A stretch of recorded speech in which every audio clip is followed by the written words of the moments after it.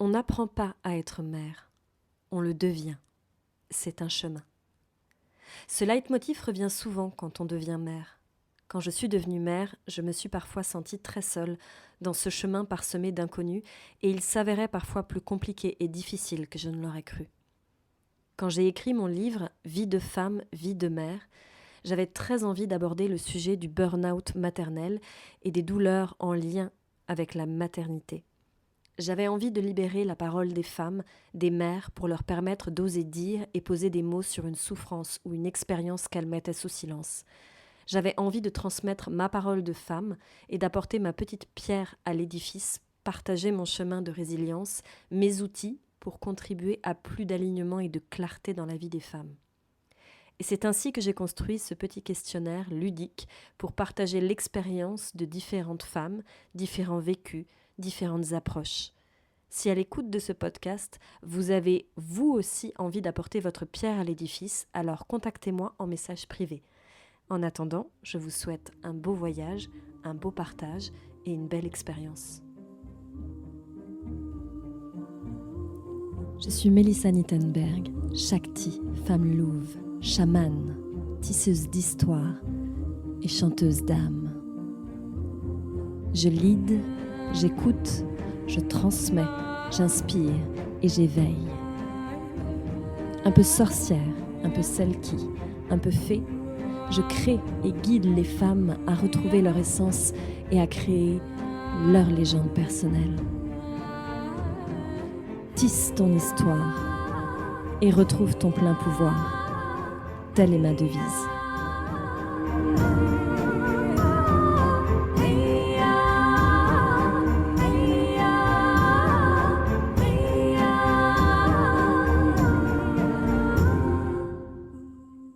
Bonjour et bienvenue dans ma petite chronique Vie de femme, vie de mère. Et aujourd'hui, j'accueille Cécile. Bonjour Cécile.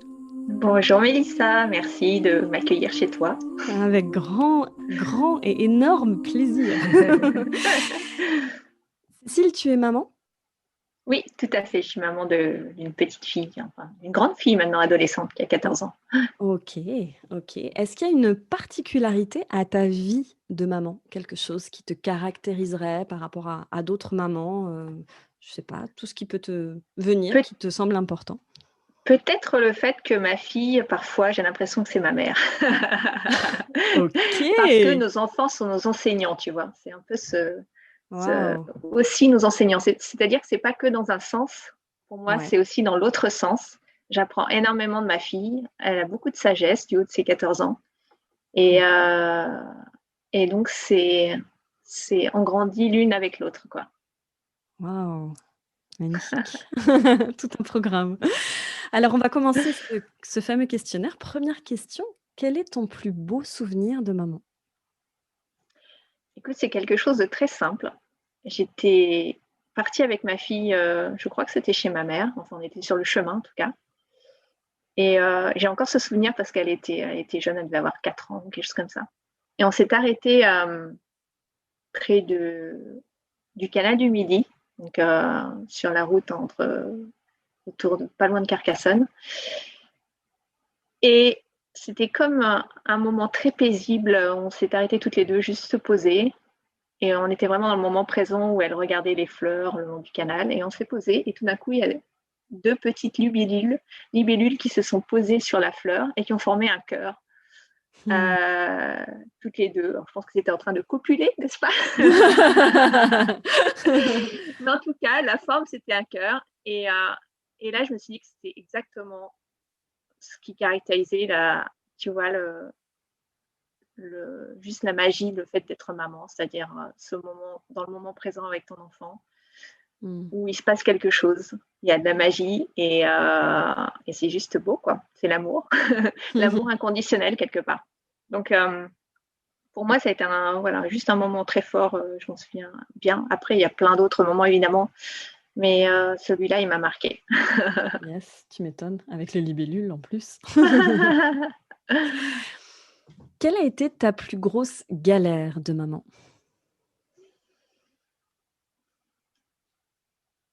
Alors, c'est bizarre parce que j'ai un peu du mal Alors, je dirais que la plus grosse galère, c'est parce que, enfin, elle est liée surtout à mon inexpérience. C'est-à-dire que au fil du temps, j'ai appris beaucoup de choses, évidemment, en devenant maman. Mais j'ai aussi appris parce que je me suis éduquée sur la parentalité. J'ai partagé ça d'ailleurs ensuite professionnellement.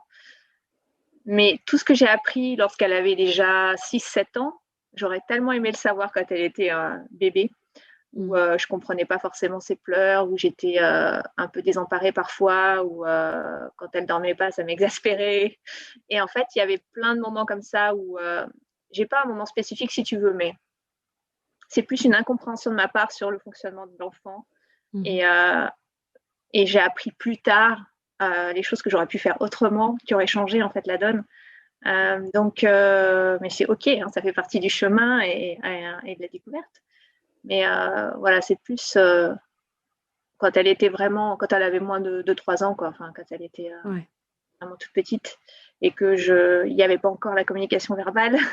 et c'était pour moi parfois compliqué de déchiffrer, voilà, et juste d'être vraiment dans le moment présent avec elle, sans être un peu exaspérée ou agacée par certaines choses parce que je ne comprenais pas, quoi. Okay. Est-ce que l'image que tu avais des mères a changé entre avant que tu aies ta fille et après? Et si oui, c'est quoi l'image que tu avais avant d'être une maman? Oh que oui! Et je me souviens, j'ai vraiment été ingrate. Je me souviens de ce moment, on était dans un parc d'attractions, pour ne pas le citer, celui tu vois, de Mickey aux grandes oreilles. Oui, oui. Et j'étais pas encore maman et je me souviens qu'il y avait un enfant qui doublait tout le monde dans la file et je me suis permis de faire une réflexion à la mère en lui disant, je sais plus ce que j'ai dit, mais je me souviens que j'ai dit quelque chose comme, enfin, oui, vous laissez votre enfant doubler tout le monde. Enfin, en gros, elle jouait pas, elle était pas, elle s'occupait pas de son enfant et puis il faisait n'importe quoi, tu vois, à l'époque. Ouais, ouais. Et et c'était ridicule en fait. Mais quand je suis devenue maman, je me suis rendu compte que déjà, je suis sortie complètement du mode éducatif dans lequel j'avais été plus autoritaire et plus, enfin, en tant qu'enfant, où on était dans un schéma très traditionnel de la famille chez moi. Et alors, il n'y avait pas de violence, mais on était quand même dans un schéma, voilà, respect du parent de manière traditionnelle, on va dire. Et je suis complètement sortie de ce schéma en devenant maman. Et clairement, oui, j'ai changé complètement ma vision et j'ai été beaucoup plus indulgente en devenant moi-même maman, en fait. Parce que j'ai bien compris qu'il y avait rien, on n'était pas parfaite et que nos enfants, ce sont des petits humains. Et voilà, ils ont le droit de s'exprimer, ils ont le droit d'être eux-mêmes, ils sont eux-mêmes et c'est parfait. Et voilà, j'ai changé complètement de vision par rapport à mon rôle et à ce qu'il pouvait nous apporter aussi. Et voilà. Te souviens-tu de ton plus gros craquage ou pétage de plomb en tant que mère?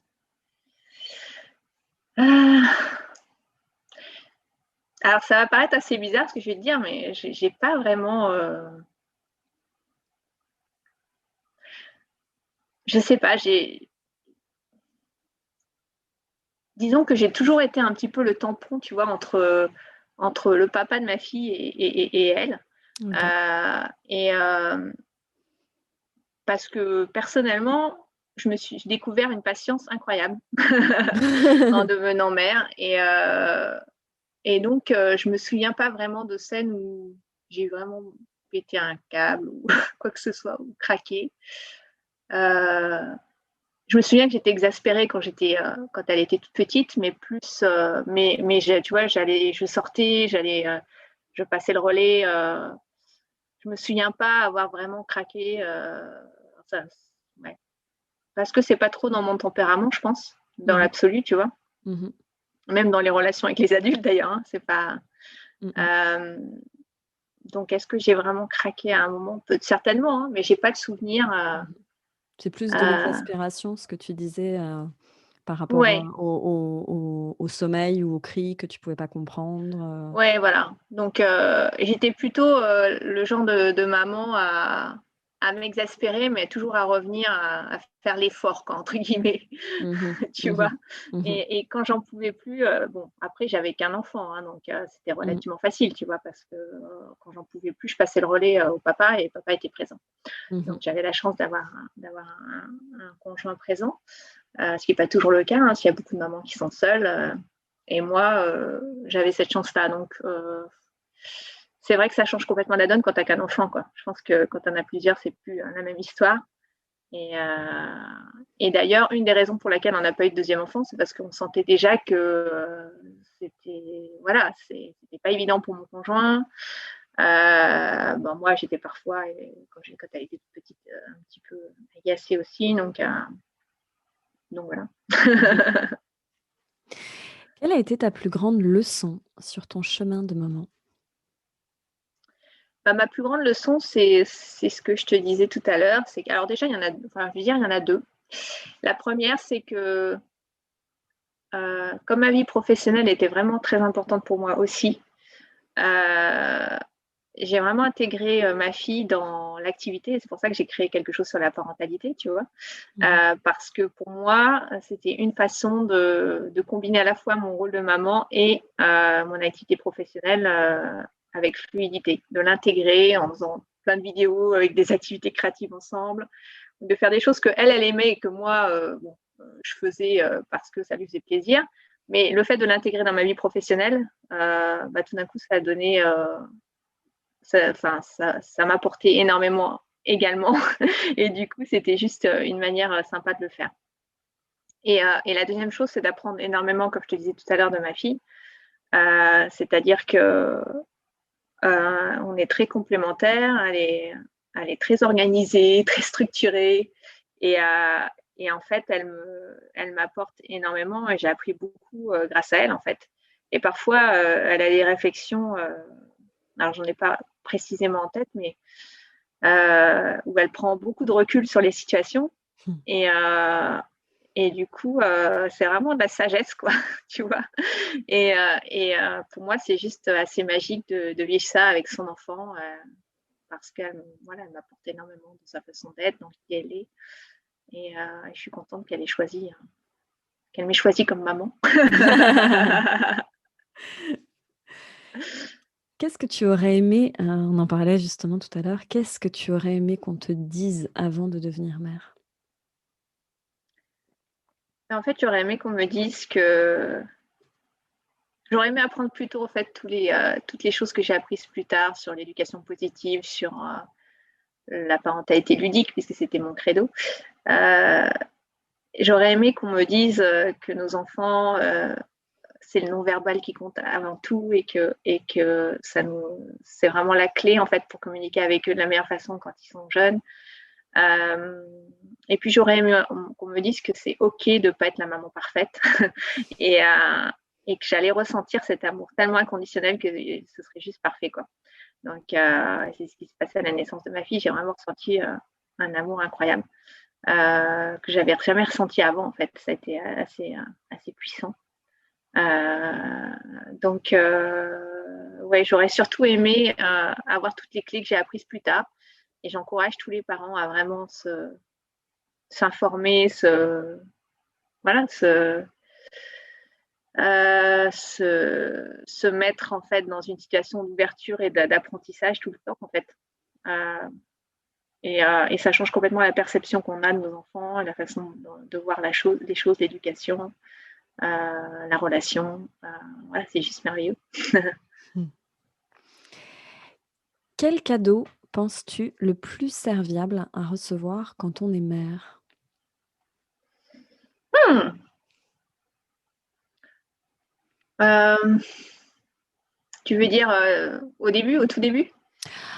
Pas forcément au début, à tout moment, qu'est-ce que pour toi semble, vraiment très important, pour, voilà, pour une maman à Mmh. recevoir? Bah, je dirais, il y a deux choses. La première, ce serait de l'indulgence. Ok. De l'indulgence de la part des proches et du non-jugement. Ça, c'est le plus beau cadeau. C'est pas un cadeau matériel, hein, c'est un cadeau parce que je pense que c'est en fait, c'est compliqué pour les membres d'une famille de ne pas mettre leur grain de sel souvent dans ce qui se passe dans la vie de la maman et de l'enfant. Or, même si parfois il peut y avoir des situations qui dérapent ou des choses qui ne sont pas forcément évidentes à gérer, laisser faire en fait et se dire que tout est parfait, tout est OK. Donc, avoir beaucoup de compassion, d'indulgence pour la personne qui devient mère, ça c'est le plus beau cadeau qu'on puisse lui faire, je pense. Et la laisser vraiment gérer, à moins qu'elle-même fasse appel à, voilà, et qu'elle ait besoin d'aide et qu'elle le demande. Et sinon, juste qu'elle soit vraiment responsable dans cette situation, c'est-à-dire qu'elle ait la capacité de répondre et qu'elle apprenne tu vois, sur ce chemin. Ça, c'est le plus beau cadeau. Et le deuxième, ce serait un livre. Ce serait un livre, tu vois. Un livre, et notamment, c'est vrai que l'un des livres qui, moi, a été le plus révélateur, ça a été le livre de Laurence Cohen qui a été traduit par Isabelle Fioza, Qui veut jouer avec moi, qui est vraiment plein de pépites sur la façon de communiquer avec nos enfants et de faire en sorte qu'on crée une relation avec beaucoup de liens magiques. Quoi. Yes. Maman rime avec accouchement, rime avec allaitement. C'était comment pour toi? Oh là là. Alors, l'accouchement. La grossesse était un peu compliquée et l'accouchement aussi, parce que moi, on me l'a déclenché et c'était. Et en plus, j'ai pas eu de. Enfin, l'anesthésie, c'est arrivé un peu tard pour la péridurale, ce qui fait que j'ai vraiment. Et donc, pour moi, et encore une fois, à l'époque, c'était un manque d'éducation et de connaissances, mais j'ai vraiment vécu ça comme une vraie torture. Ouais. Sur le moment, j'ai vraiment souffert. Et j'ai d'ailleurs, pour la petite histoire, insulté la sage-femme qui m'a aidée à accoucher. Et je me suis vraiment excusée à plat de couture ensuite en lui offrant une grosse boîte de chocolat. Parce que j'avais vraiment été pas cool avec elle. Enfin, en tout cas, c'est le souvenir que j'en ai. Elle m'a dit que c'était, il n'y avait pas de souci, qu'elle avait l'habitude, mais moi j'ai ce souvenir-là. Et ouais, donc voilà, l'accouchement, c'était un peu compliqué. Et après, tu m'as dit la grossesse, non, qu'est-ce que tu m'as dit L'accouchement, l'allaitement. Ah, l'allaitement. L'allaitement, c'est pareil, tu vois, parce que je sais aujourd'hui qu'on peut allaiter de manière. Pas que ça se passe la plupart du temps bien quand on fait les choses de la bonne façon, en fait. Mais moi, j'ai vraiment pas appris. Voilà, j'ai allaité pendant 1 mois. Et après, c'était tellement douloureux que j'ai arrêté, en fait. Donc, ça n'a pas été une expérience très agréable. Mais je sais aujourd'hui que, si c'était à refaire, je pense que je pourrais y prendre du plaisir vraiment, quoi. Et créer ce lien fort avec mon enfant par ce biais-là aussi. C'est quoi qui te fait toujours autant réagir dans ton quotidien de maman? Moi, ce qui me fait vraiment réagir, c'est une forme de violence, en fait, qu'il peut y avoir je le constate souvent, dans la rue. Enfin, voilà, on presse les enfants, en fait, on respecte pas forcément leur rythme, et puis on les secoue, donc ça, ce sont des scènes régulières qu'on voit, et c'est vrai que moi, c'est quelque chose qui me fait à chaque fois mal, et parfois j'interviens, tu vois. Parfois j'interviens parce que alors j'ai de la compassion en même temps pour les parents, mais pour moi la violence, elle est pas, voilà, il n'y a pas d'excuse à la violence, en fait. Donc ça me fait réagir à chaque fois que je vois une scène où il y a un enfant qui est secoué, maltraité, à qui on parle mal. C'est quelque chose qui me touche toujours. Et tu vois, ça me connecte directement à une scène où, quand j'étais petite, et je m'en souviens, mon père, qui était prof, mon père, il était intervenu, on était dans un supermarché, un enfant avait reçu une fessée et il est intervenu auprès du père et, c'était un peu mon père ce héros, tu vois, à l'époque. J'avais vraiment ça. Et ça m'avait vraiment marqué. Et je pense que j'ai vraiment été éduquée dans ce. Enfin, en tout cas, j'ai continué à ressentir cette. Toucher vraiment à réagir quand je vois des scènes comme ça dans les lieux publics ou autres. Ouais. Et est-ce que toi, il y a des choses qui te font réagir plus dans des choses de la vie quotidienne avec ta fille, des petites choses qui t'agacent rapidement, où tu vois que t'es moins patiente? Ah oui, oui, oui, oui. Oui, il y en a forcément, hein, tu vois. Mais ça, je dirais que c'est pas une question d'enfant, c'est une question de personnalité. Ouais. Voilà. Ma fille, c'est quelqu'un d'extrêmement. Elle a les défauts de sa grande qualité qui est qu'elle est très coquette. Et du coup, elle va passer un temps fou dans la salle de bain à se préparer, etc. Et je t'avoue que quand on est en vacances ou qu'on a des choses à faire ou autre, et ben en fait, de devoir patienter à chaque fois pour l'attendre alors qu'elle est en train de se préparer, c'est un truc qui m'énerve. Ok. Que penses-tu avoir dépassé en tant que mère? Je pense que j'ai dépassé beaucoup de choses, hein. J'ai changé beaucoup ma vision, mais je pense que en fait, le plus gros apprentissage, c'est un apprentissage de respect de l'autre, en fait. Et tu vois, ça, ce que je viens de te dire à l'instant, c'est juste un trait de cerveau, en fait. Et donc, j'apprends c'est un beau miroir, parce que moi, pour reprendre l'exemple de cette coquetterie, par exemple, moi, je ne le suis pas du tout, et en même temps, j'ai besoin d'apprendre ça, tu vois. Je sens, enfin, c'est quelque chose sur lequel je dois progresser, moi. Et donc, je dis merci à Luce pour ça, tu vois. Je dis merci à Luce parce que chaque fois qu'il y a quelque chose qui m'exaspère, c'est évidemment moi qui ai quelque chose à travailler. Et donc, ouais, c'est ça, le plus gros apprentissage, c'est ça, c'est d'avoir nos enfants qui sont comme des miroirs de ce qu'on doit nous-mêmes apprendre à regarder et sur lequel on doit progresser, en fait. Quelle est la première chose que tu fais pour souffler et pour te ressourcer? Moi, la chose quotidienne que je fais, c'est vraiment d'aller marcher, de méditer. Ça, c'est vraiment, pour moi, c'est juste magique, en fait, de faire ça. Et le marcher, je le fais depuis des années, en fait. Euh, je suis toujours allée marcher le matin au réveil, hein, où que je sois. Et idéalement, c'est dans la nature, mais c'est pas toujours possible. Voilà. Et méditer, je le fais depuis à peu près, ça va faire 1 an et demi, 2 ans maintenant, tous les matins. Et ça, c'est mon sas de décompression. Mais quand j'étais plus jeune maman, une chose que j'avais apprise et qui m'avait vraiment aidée au quotidien, au-delà du fait de passer le relais quand je pouvais, c'était surtout de faire un break entre 2 moments d'activité, c'est-à-dire de prendre juste 1 minute pour respirer et tu vois, et me dire ok, je lâche tout et de pouvoir me délasser physiquement, même en changeant de posture ou tu vois, en lâchant les tensions dans mon corps. Et juste de faire ça, c'est juste miraculeux quand on est maman. Merci du conseil. À quand remonte ta dernière soirée juste pour toi? J'en ai beaucoup, hein, puisque lui c'est ado maintenant, donc c'est vrai que j'ai beaucoup de soirées pour moi. J'ai cette chance-là. J'ai cette chance-là, donc pas plus tard qu'hier soir, tu vois. Ok. À quand remonte ton dernier week-end entre copines? Oula, week-end entre copines, ça date un peu, mais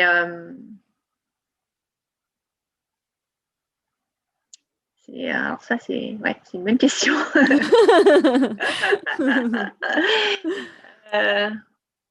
En fait, moi, tu sais, j'ai une vie relativement simple. C'est-à-dire que mon quotidien avec le fait de marcher et d'aller méditer, c'est déjà presque, enfin, c'est extrêmement ressourçant pour moi. Et j'ai pas forcément besoin d'autre chose. Après, moi, j'adore passer du temps avec mes amis qui sont souvent des amis entrepreneurs maintenant. Donc, tu vois, c'est plus par mon métier que j'ai fait des rencontres et c'est des gens avec qui je résonne vraiment. Donc, c'est pas forcément des gens avec qui je vais passer le week-end, mais c'est des gens avec qui j'échange en semaine. Et en fait, mon métier, c'est tellement ma passion que je ressens pas le besoin de partir ou, tu vois, de faire quelque chose qui me sort de mon quotidien parce que mon quotidien, il me plaît, en fait. Et voilà. Mais quand lui, c'était plus jeune, je ressentais plus le besoin de partir, c'était plus lié au voyage. Voyage plus que d'aller voilà, me Du coup, ressourcer avec les copines. Alors du coup, ton dernier voyage, ça remonte à quand?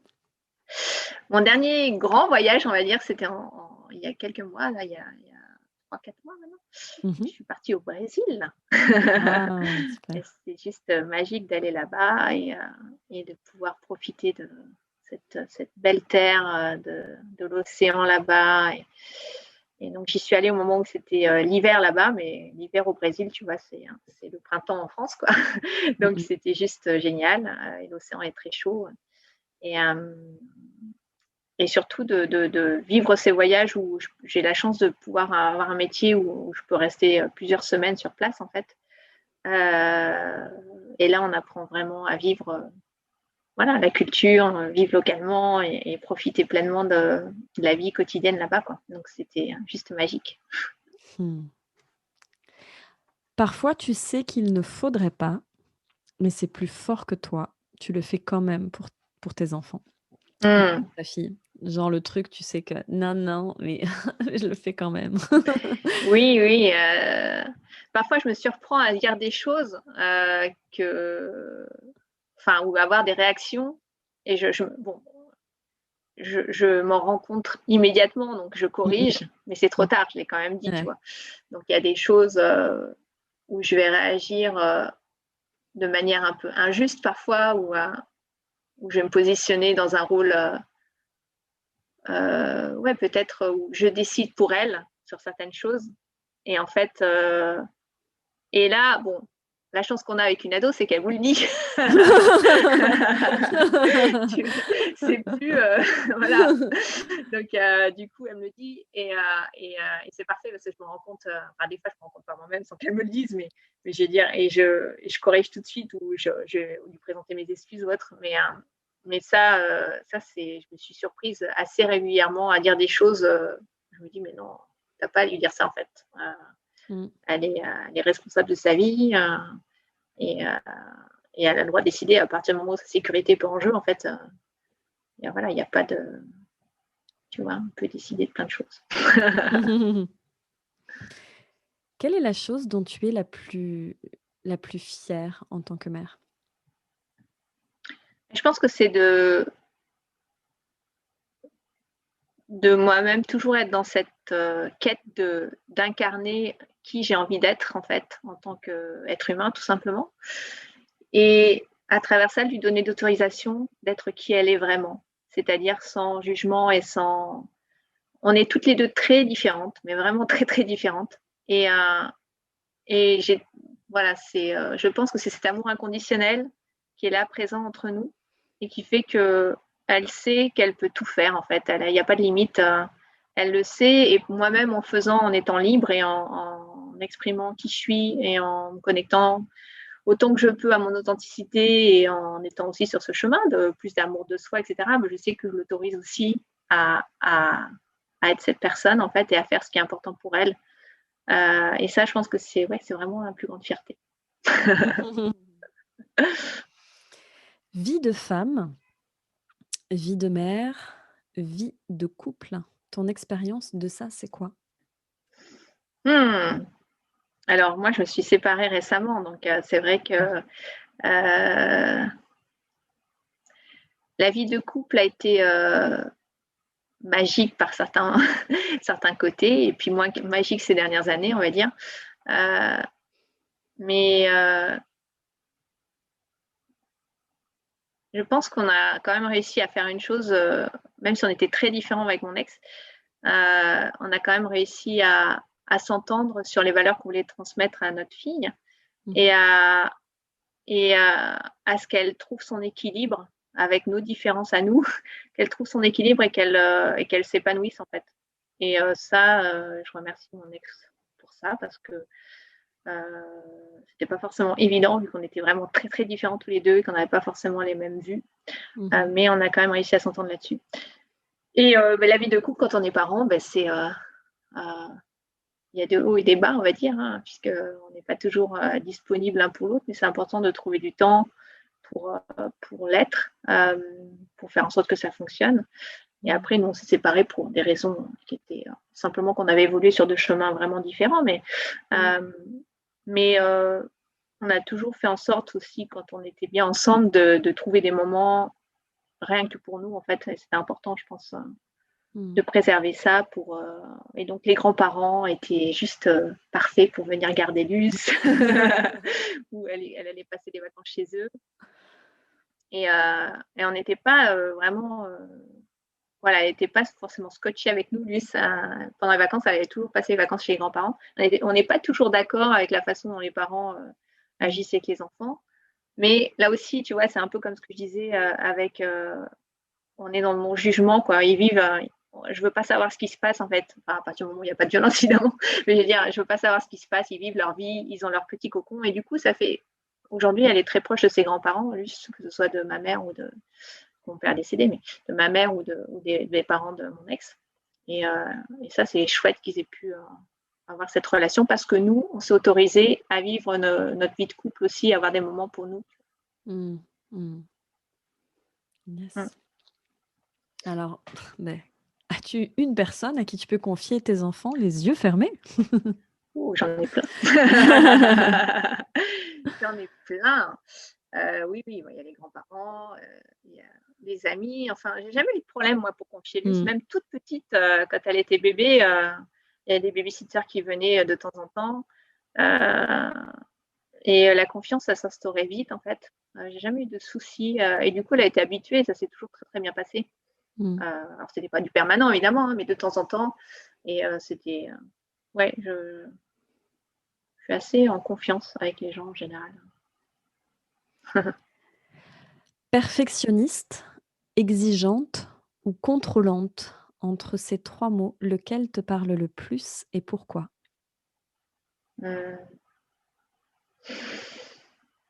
dirais peut-être exigeante plus que le reste.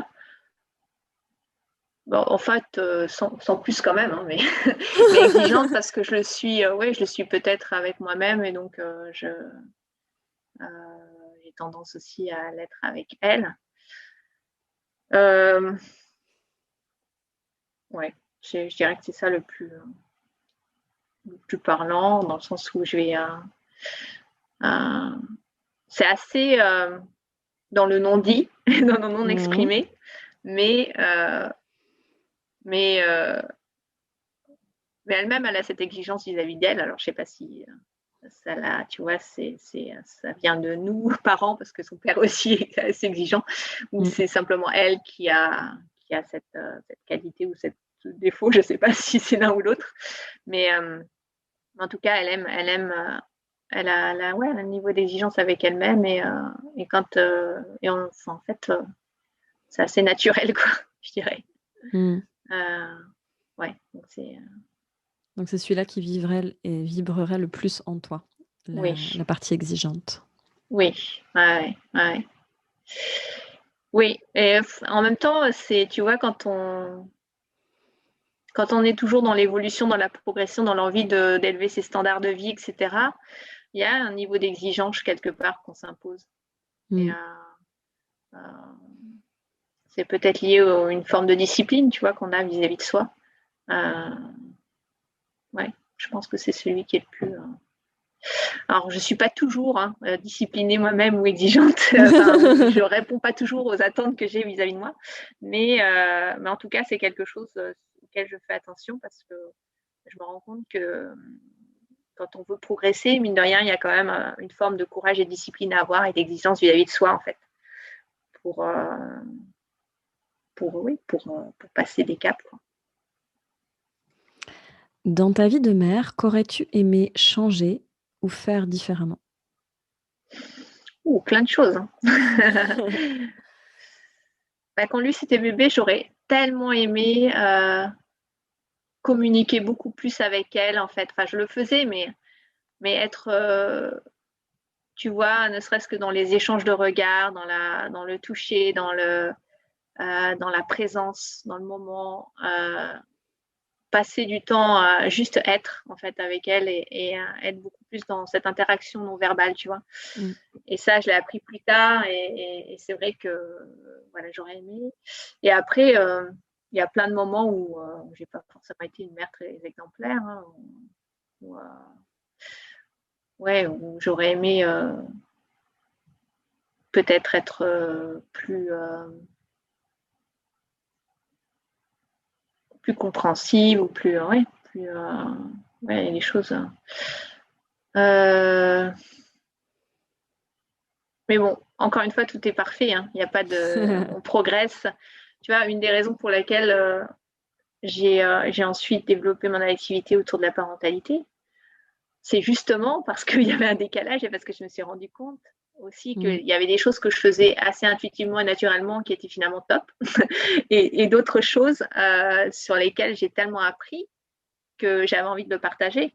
Donc au final, si j'avais été une maman parfaite, je ne sais pas si tu vois, j'aurais eu cette envie de dire là, il y a des progrès à faire en fait et du coup, forcément, tu as envie de partager quand tu découvres une pépite ou quelque chose qui vraiment t'aide ou qui permet d'avoir une relation plus belle avec ton enfant. Quoi.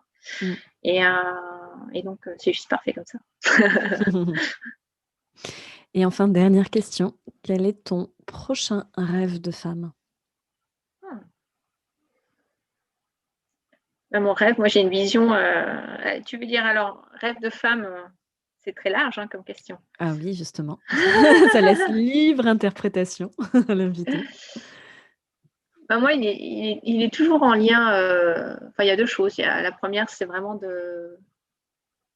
j'ai vraiment envie d'avoir un rôle au niveau international et tu vois, ce que j'adorerais, c'est d'organiser un festival international avec des gens dans le développement personnel et dans la spiritualité et d'avoir presque un show musical autour de ça et de faire des tournées dans le monde entier.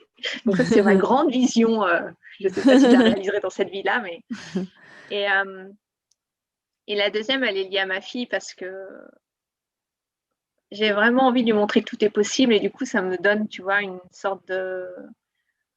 Ça me pousse encore plus à avoir envie de réaliser ou d'aller dans le sens de cette vision. Je ne sais pas si je la réaliserai, mais de mettre en place des petits pas vers ça,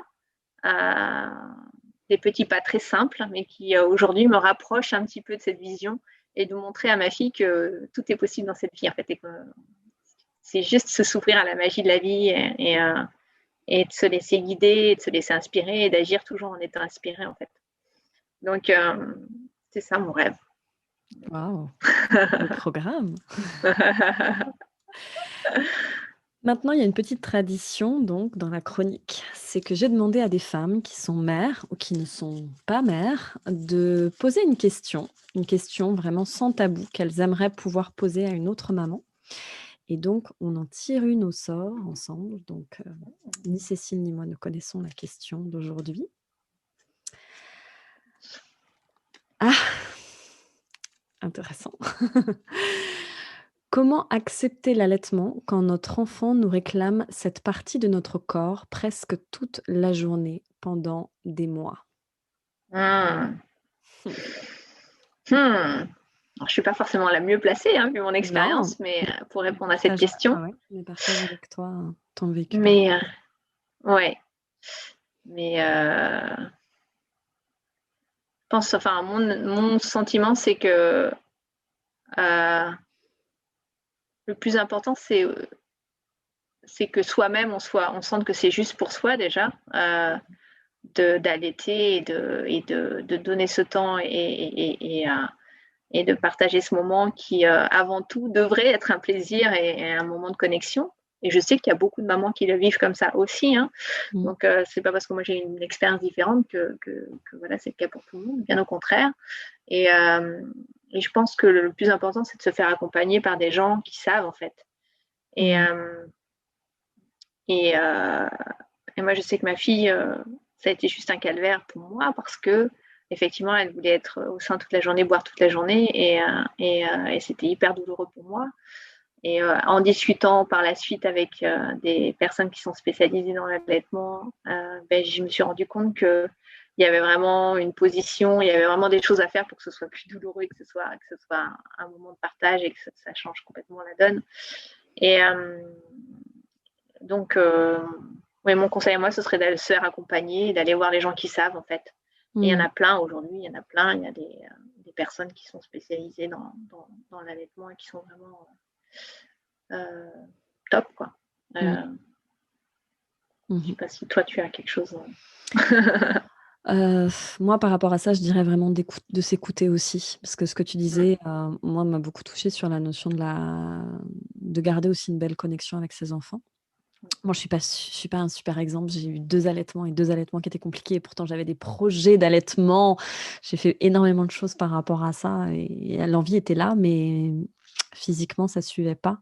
Et je pense que, ce que j'ai envie de répondre, en tout cas, à cette question, c'est vraiment de s'écouter aussi. C'est-à-dire, les professionnels, je trouve que c'est génial, c'est super, mais je trouve que c'est bien aussi de s'écouter soi-même et de se dire: «Bah, Ouais. là, c'est OK pour moi» ou comme tu dis: «Bah, là, j'ai vraiment mal dans mon corps» et donc à un moment donné aussi, il y a des moments où, on va pas faire et je pense on ratera pas quand même la connexion avec notre enfant, à ce moment-là.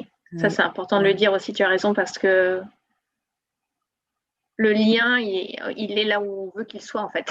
Tu vois, il passe pas forcément. Enfin, il n'y a pas de choses préconçues ou d'obligations.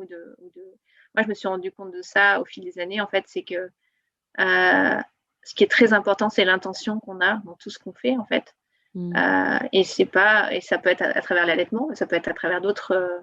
Moi, j'ai trouvé la connexion avec ma fille à travers ce qu'on aimait faire toutes les deux.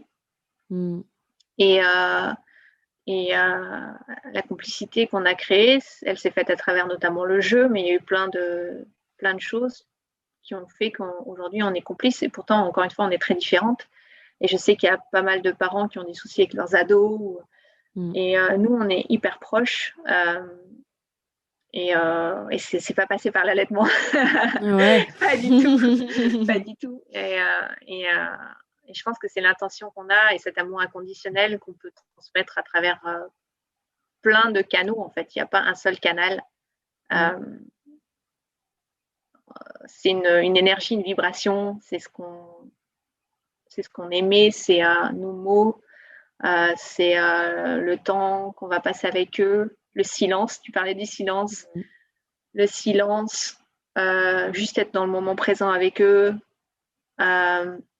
Le lien, il se crée aussi dans le silence, en fait. C'est-à-dire dans la présence et dans le fait de se poser par terre à côté d'eux alors qu'ils sont en train de jouer et pas forcément intervenir, moins qu'ils nous sollicitent, mais juste être dans l'observation et juste qu'ils sentent notre présence et notre bienveillance. Et voilà.